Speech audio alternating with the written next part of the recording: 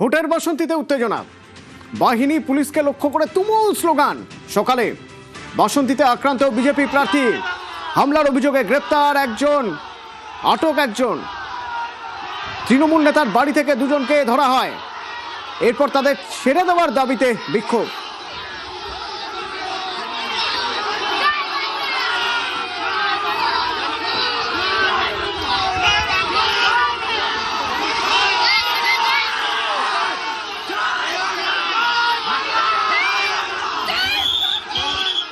সংক্ষেপে একটু জেনে নেওয়া যাক কি হয়েছিল অনুপ সকালে।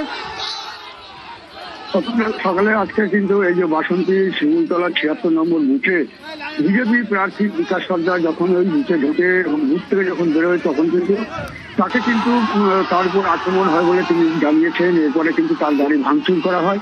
এই ঘটনায় কিন্তু যথেষ্ট উত্তেজনা দেখা যায়। এরপরে কিন্তু কেন্দ্রীয় বাহিনী ও পুলিশ মিলে স্থানীয় যে তৃণমূল নেতা রাজারাজি বাড়িতে তল্লাশি চালাতে যায় এবং সেখানে কিন্তু জানিয়ে কিন্তু এই যে যারা ভোট কর্মী মানে যে ভোটাররা ছিলেন এবং এখানে যে তৃণমূল কর্মীরা ছিলেন তারা কিন্তু খুব বিক্ষোভ দেখাতে শুরু করে। কারণ এই যে স্থানীয় তৃণমূল নেতা রাজারাজির বাড়িতে যে তল্লাশি করা হচ্ছে পুলিশ এবং কেন্দ্রীয় বাহিনীর তরফ থেকে, সেই কারণে কিন্তু তারা ক্ষোভে ফেটে পড়ে এবং এই ঘটনায় প্রথমে দুজনকে আটক করে এবং তাদেরকে ছেড়ে দেওয়ার দাবিতে সেখানে কিন্তু এই যারা ভোট দিতে আসেন ভোটাররা এবং তৃণমূল কর্মীরা তারা কিন্তু ক্ষোভ দেখায়। এরপরে কিন্তু পুলিশ এবং জওয়ানদের সামনেই কিন্তু জয় বাংলা স্লোগান দিতে থাকে এবং সেই ঘটনায় যথেষ্ট উত্তেজনা দেখা যায়।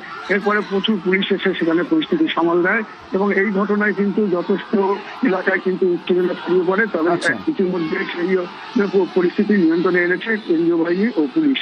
তখন অবজারভার সাহেব তিনি আমার বাড়িতে গিয়েছিল, গিয়ে রেড করেছে।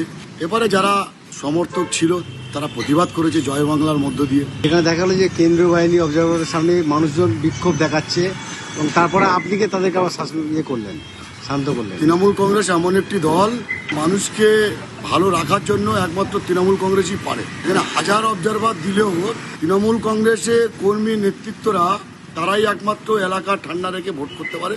তার প্রমাণ আজকে সবাই দেখলো। বিজেপির নেতারা চাপ দিচ্ছে, এসব আমাকে ধমকে চমকে করে বাসন্তীতে বিজেপি জিতবে।